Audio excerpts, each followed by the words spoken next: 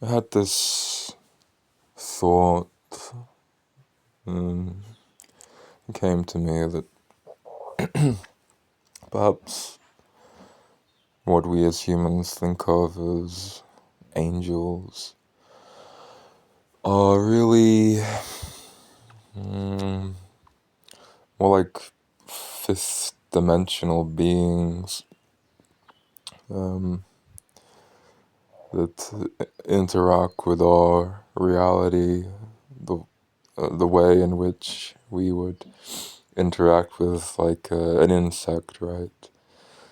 So I don't know if this is something you do. It's something that I very commonly do. If I see a insect, a snail, or a worm or something, in some situation that's like perilous to it, perhaps like it's a worm or a snail that's like trying to cross a path or a road, and I can see it's probably going to be stepped on.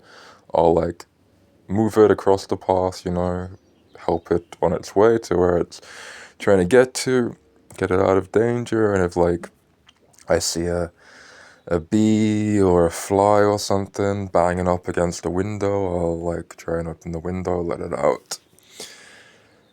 And that's what I'm thinking. Maybe these, what we think of as angels are, right? That guardian angels that like uh, we might say intervene in our reality and like help us on our way doing different things.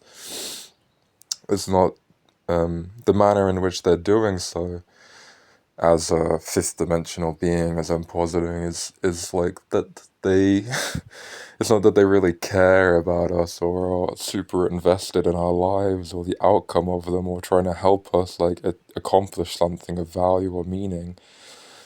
Like there's some divine plan, for us. It's more just that they they look at us, problems in our lives, as they're going about their own business, and they see us in some situation that's like very, very easy to get out of, and like maybe they, like some humans, they have like a compassionate quality to them, and they'll just, take a second out of their day to pick us up and move us to like, where they think we might be trying to get to, or like, just open a window, like, so to speak. Because to them, they would see, like if we're in some situation in life where we feel really stuck and we can't figure a way to get out of it, they, as a fifth dimensional being, would look at us and see all, possible perspectives, our past, our future, every possible outcome. It would all be laid out there before them, and they would just, if they chose to do so, pick us up, put us where we need to go, open the window for us, stop us banging our head against that invisible barrier that we can't see, but that they can. And yeah, as I said, it's with the same, like in the same ultimately dispassionate fashion that we as humans might help an insect. We don't really care about the life of this insect. We're not invested in the intricacies of its life. We don't think or believe that that insect has some special plan that it's trying to fulfill. Like, it's nothing like that. It's just like we can easily do something to help it that it itself couldn't possibly see or comprehend. Um, and we help it because we can. And likewise, that insect, they can't comprehend what we are or what just happened, and it's the same when we, so to speak, have like what feels like interventions in our life from some divine power, from some god, from some angel, whatever you want to think of it as. However you conceive of it, it's the same thing. We can't comprehend it, and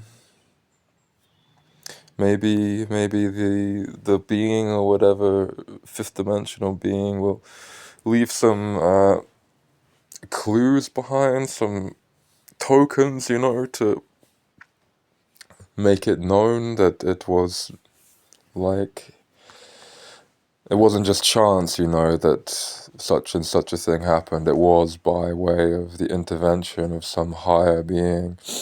But of course, we can't possibly conceive of what that is, right?